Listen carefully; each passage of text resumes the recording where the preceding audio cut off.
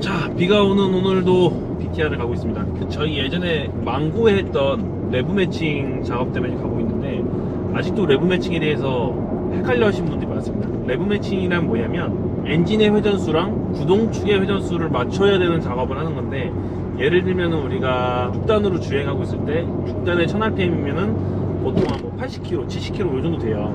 근데 그 70km를 유지하면서 기어를 내리면 RPM이 한 2000까지 올라가야 됩니다. 그 기어비의 차이가 있어요. 그래서 엔진의 회전수는 일정하게 똑같이 돌지만은 기어가 바뀌는 거에 따라 속도가 바뀌기 때문에 기어가 내려올 때를 맞춰준 작업을 레브 매칭이라고 해요.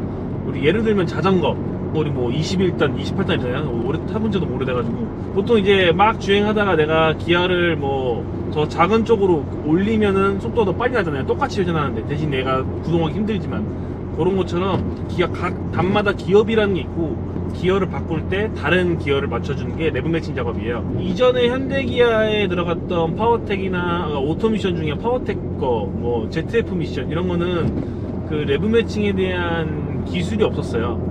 타보시면은 내가 이제 패들 시프트를 사용하거나 아니면 이제 기어에서 그렇지. 기어에 있는 우리 보통 이제 TRND가 있고 한쪽으로 제끼면 플러스 마이너스가 있습니다. 그걸로 제껴 놓으면은 이제 세미오토라 그러죠.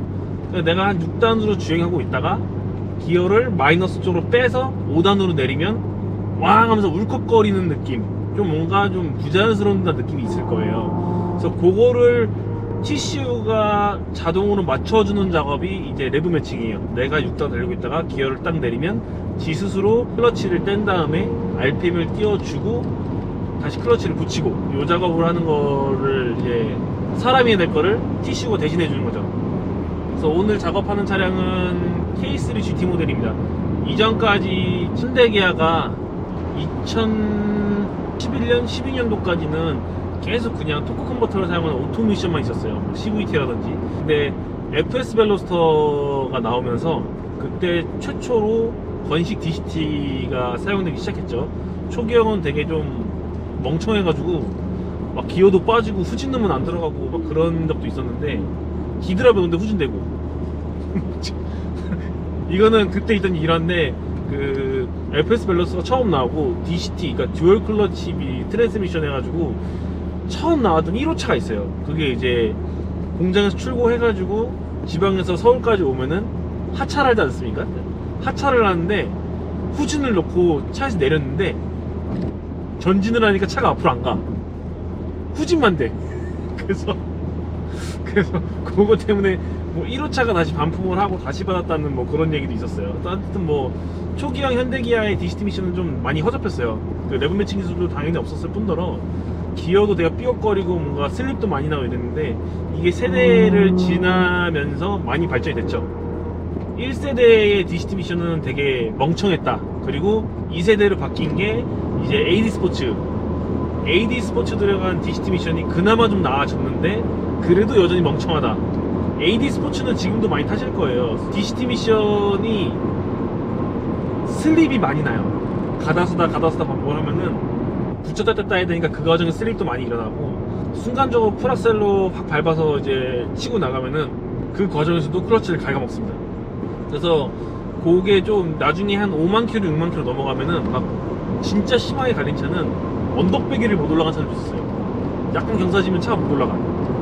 그런 심각한 상태인 차도 있었고, 이제 여기에 업그레이드 되면은 JS 벨로스터로 넘어와서 같은 미션이지만은 많이 개선이 돼가지고 훨씬 빠릿빠릿하고 변속도 빠르고 울컥거리는 덜하고 진짜 수입차의 DCT 미션 같은 느낌을 줘요.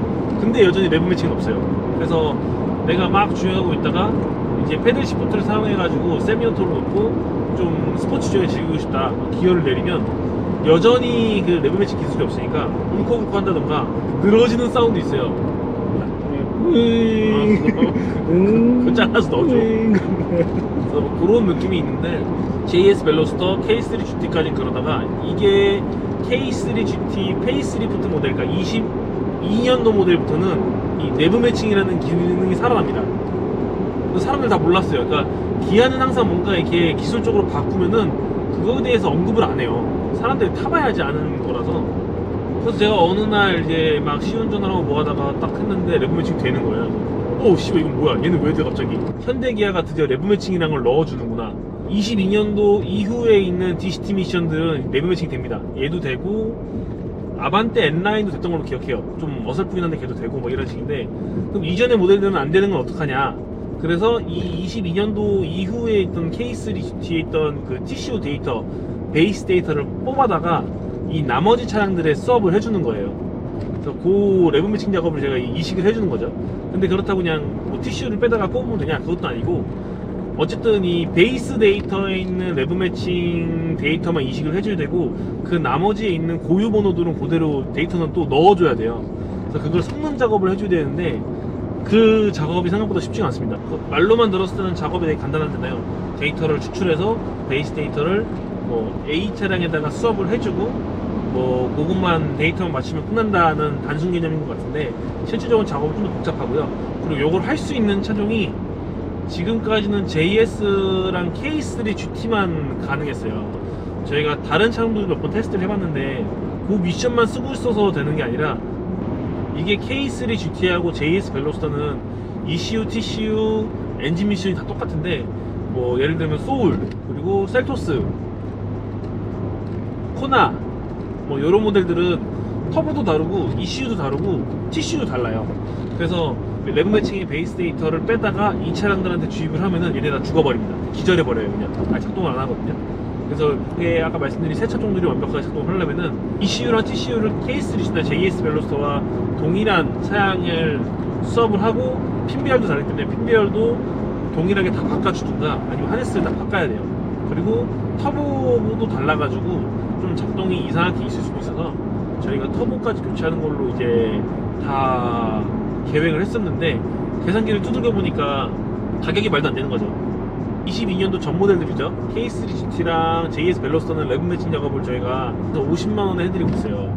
근데 만약에 아까 말씀드린 코나, 셀토스, 소울, 아반떼 스포츠도, 아반떼 스포츠, 뭐 FF 벨로스터 뭐 다 포함해가지고 이 차종들을 이제 DCT인데 레브 매칭을 활성화 시킬 거다 하면은 그걸 다 바꿔야 됩니다. 다 바꾸고 대략 금액이 300만원 가까이 나와요. 그러면 하시겠습니까?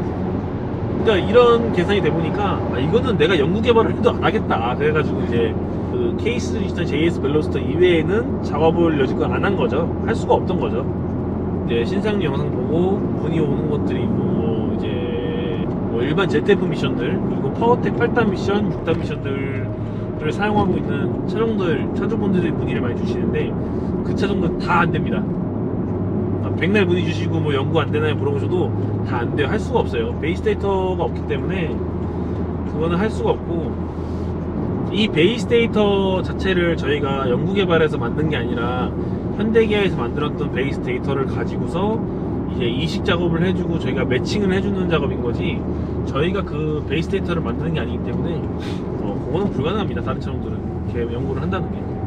어쨌든 K3 GT랑 JS 벨로스터는 레브 매칭 작업을 하면은 TCU의 데이터만 이식하고 끝나는 게 아니라 거기에 해당되는 ECU 데이터도 바뀌어야 돼요. 오토미션 계열들은 뭐 DCT도 마찬가지고, 그 계열들은 TCU가 들어가면은 ECU랑 TCU랑 이제 서로 통신하면서 내가 ECU에서 뭐 내가 몇 RPM을 쓰고 있다라고 이제 TCU에다가 데이터를 주면 TCU가 그 이제 G값, 악셀값, 악셀 포지션 그 스로틀 개방값, 속도, 기어 이거를 조합해가지고 변속을 할 때 ECU랑 통신을 해서 나 지금 기어 바꿀 거야 하면은 ECU도 거기 먼저 준비하고 있고, 나 기어 내릴 거야 하면은 ECU에서 엔진 RPM 좀 올려준다던가 이런 작업들을 다 이제 서로 통신망에서 하는 거다 보니까 단순하게 ECU만 데이터 싹 갈아온다고 끝나는 건 아니고 ECU랑 TCU랑 같이 해줘야 돼요. 저 레브 매칭 할 건데요 라고 작업 문의를 하면은 가급적 권장 드리는 거는, 하실 때 뭐 팝콘 맵이나 아니면 고급류 매핑 이런 거를 같이 하셔라. 어차피 데이터 다 갈아엎는 거고 새로 만드는 거니 하는 김에 같이 하시면 좋다. 금액도 훨씬 저렴하다. 따로 하는 것보다 라고 이제 안내를 해드리죠. 그리고 이제 질문들에 그게 있습니다. 그 가끔 이제 물어보시는 것 중에 저 레브 매칭 할 건데 고급류 매핑이 돼 있다. 그러면은 나는 고급류 매핑이 돼 있으니까 TCU만 하면 되는 거 아니냐. 근데 앞서 설명드린 것처럼 ECU랑 TCU랑 데이터를 다 갈아엎어야 돼가지고 이전에 내가 고급률 매핑을 했었다. 그러면 그게 유지가 되냐? 안 됩니다. 다 날아갑니다. 그냥 다시 순정 데이터로 돌아가는 개념으로 보시면 되는 거라서 내가 고급률 매핑이 돼 있는데 이거를 살면서 가고 싶어요는 안 돼요. 새롭게 고급률 매핑을 다시 잡아주셔야 돼요. 그래서 이전에 했던 건 날아간다. 그렇게 알고 계시면 되고, 레브 매칭 작업을 하면은 이게 미션에 무리가 가나요? 라고도 물어보시는데 미션에 전혀 무리가 가지 않습니다. 그냥 자연스럽게 기어를 맞춰가지고 내려주는 거고, 클러치를 뗐다가 붙여주는 과정, 그리고 거기에 맞춰서 RPM을 올려주는 작업만 하는 거를 얘네가 할 수 있게끔 베이스 데이터를 넣어주는 거기 때문에 실질적으로 뭐 ECU나 TCU 자체에서 얘네가 오버런 하게끔 만드는 것도 아니고 보호 로직은 그대로 살아있고요. 그리고 저희가 따로 만든 데이터가 아니라 순정 데이터의 기반을 가지고서 작업을 하는 거다 보니까 뭔가 위험성을 가지고 있는 건 아니에요. 오히려 레브 매칭이 없는 차량들이 계속 강제로 시프트 다운하고 업하고 하는 이 스포츠 주행 하는 것보다 레브 매칭 있는 게 훨씬 더 클러치나 기어에 무리를 덜 주지 않을까, 네, 그런 생각을 합니다. 이 블루엔즈나 서브센터 가가지고 이제 ECU 업그레이드 받을 건데 받아도 되나요? 하시는 분들 있어요. ECU를 업그레이드 받으면 데이터가 다 날아가는 겁니다. 순정 데이터로 돌아가는 거예요. 그래서 ECU 업그레이드는 데이터가 싹 다 날아가는 거고, ECU 초기화는 그냥 베이스 데이터는 그대로 있고 거기에 있던 이제 학습값들, 내가 운전했던 습관들을 ECU 스스로가 학습을 해줘요. 약간 좀 AI 느낌 비슷하게 있는 건데 그 습관을 학습해가지고 공연비라든지 이런 걸 조절해주는 게 있습니다. 그런 이 학습값만 초기화 시키는 거기 때문에 ECU 학습값 초기화는 상관없지만 업데이트 받는 거는 이제 하기 전에 저한테 물어보시고, 그러니까 ECU 업데이트 해준다고 하는 데도 있거든요. 가끔 블루엔진 점검 받아보면은 ECUD 신 데이터 나왔는데 업데이트 해드릴게요 라고 하는 경우 있는데, 내가 고급률 매핑이나 지금 이 말씀드린 내부 매칭 작업이 돼 있는데 그런 얘기가 있다 그러면 받으시면 안 돼요. 싹 다 날아가는 겁니다.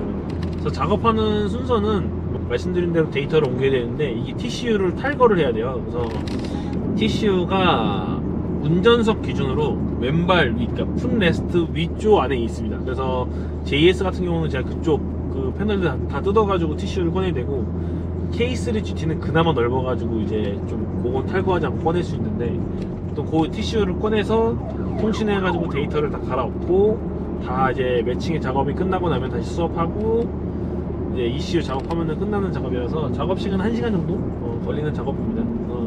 내가 좀 더 스포츠 주행을 하고 뭐 와인딩이라든지 서킷이라든지 이런 걸 좀 많이 즐긴다 하시는 분들한테는 50만원의 레브 매칭 뭐 나쁘지 않아요. 그 정도면은 가성비 끝판왕입니다. 레브 매칭 기능을 50만원에 살린다는 것은 말도 안 되는 거예요. 그런 좋은 작업이니까 하시면 좋을 것 같습니다.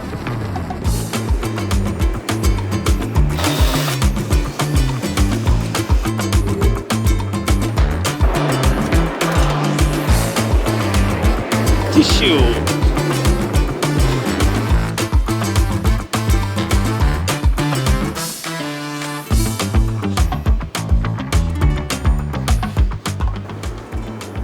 뭐가 된지 모르겠죠? 됐습니다.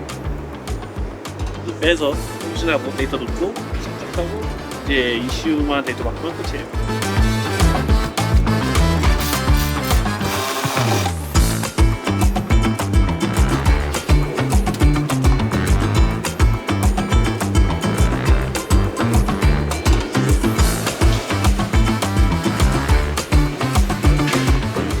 브레이크 걸어놨어. 너 일마력 한번 재볼래? 어떻게 일마력 한번 재볼래? 다이너 위에 올라와서 너 뛰어볼까?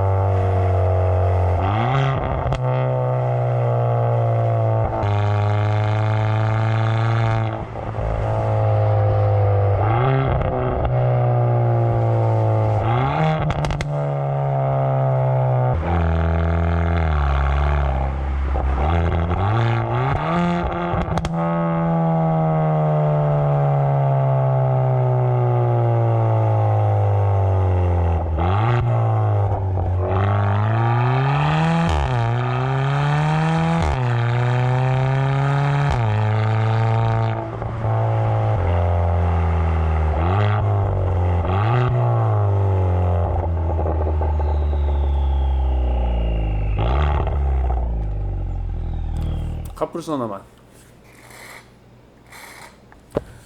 네, 작업은 잘 끝났고 영상에서 보신 것처럼 다운시프트를 딱 기어를 내리면 RPM 빵 떠가지고 이제 붕 하면서 기어가 맞춰지는 그런 작업이 된 거고요. 요거 앞서 설명드린 것처럼 작업을 함으로써 트러블이 생기거나 뭐 문제가 발생하지 않습니다. 순정 데이터의 기본 베이스를 가지고 이식 작업을 해준 거기 때문에 크게 문제되는 거 없고요.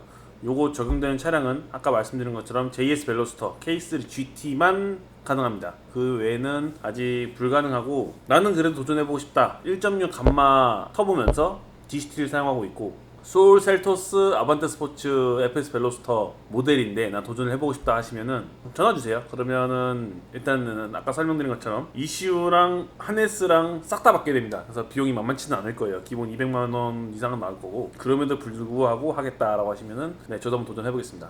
그리고 예약 문의를 헷갈려 하시는 분들이 있는데, 소프트웨어 작업은 BTR 퍼포먼스에서 하지만은 예약은 제가 받고 있어요. 그래서 저희한테 연락을 주시면 제가 예약 스케줄도 잡아드리고, 그리고 예약하신 날 저도 넘어가서 탈거하는 작업이랑 테스트하는 것도 같이 해드리기 되기 때문에 스케줄 맞춰가지고 예약을 해주시면 됩니다. 작업 시간은 레브 매칭만 하면 1시간 이내고, 고급류 매핑까지 하시면 넉넉하게 2시간 정도 보시면 되고요. 저는 개인적으로 고급류 매핑까지 같이 하시는 거를 추천드립니다. 그게 가성비가 좋아요. 그리고 저희 이번 주 일요일에 있는 7월 2일입니다. 넥센타이어 스피드웨이 모터 페스티벌이 2라운드가 진행이 돼요. 그래서 앞서 1라운드에는 저희가 이제 무브먼트라는 이름을 사용해가지고 이제 카밋 행사를 했으면, 2라운드는 그런 것보다 좀 와주시는 분들이랑 그리고 이제 구독자분들 이렇게 좀 소통하는 자리를 좀 준비를 했어요. 저희 1라운드 때 행사를 진행하면서 저희도 대규모 행사 처음 진행한 것도 있지만 뭔가 촬영도 못하고 저희도 못 즐겼고, 그리고 이제 막 소통하는 그런 거를 못해서 이번에는 좀 그런 걸 할 수 있도록 준비했습니다. 그래서 기본적으로 제가 택시랑 뭐 짐카나랑 서킷, 오프로드 모듈 해가지고 다 택시 타임을 준비를 했는데, 일단 저희 쪽 서킷 택시 같은 경우는 카미 참가자 분들 위주로 다 태워드리고, 그 이후에 시간이 남으면은 놀러 오신 분들도 좀 택시를 태워드릴 수 있는 좀 기회를 마련해 보려고 준비하고 있고요. 넥센타이어 운영사 측에서 택시를 지금 준비하고 있습니다. 그래서 현장에 오시면은 QR코드 인증하고 뭐 이벤트 참여해 주시면 택시 쿠폰도 발급받을 수 있고, 그 서킷 택시도 탈 수 있고, 짐카나 택시도 타보실 수 있고, 그리고 오프로드 모듈 G바겐으로 이렇게 경사진 오프로드 모듈을 타는 게 있어요. 그 오프로드를 경험해 볼 수 있고, 점심시간에는 그리드워크라 그래서 서킷 안에 이제 차량을 정렬을 하고 그 서킷 안을 좀 구경할 수 있는 그런 이벤트랑, 사파리 버스가 서킷을 들어갑니다. 그리드워크 할 때 이제 그리드 정렬을 하거든요. 그리드 정렬하러 차가 들어갈 때 사파리 버스가 같이 들어가서 이 한 바퀴 도는 순회하는 이벤트도 있는데, 그것도 같이 경험해 보실 수 있으니까 많이 놀러 오셨으면 좋겠습니다. 궁금하신 내용이나 뭐 요즘 찍었으면 좋겠다는 뭐 아이템들 같은 거, 이런 거 궁금해요. 이런 거 하면 어떻게 될까요? 뭐 아니면은 자기들이 궁금한데 하기가 어려운 부분들 저희한테는 쉬울 수 있으니까 의견 주시면은 그거 참고해서 또 영상을 찍어보도록 하겠습니다. 시청해주셔서 감사하고 다음 영상에 뵙겠습니다. 안녕.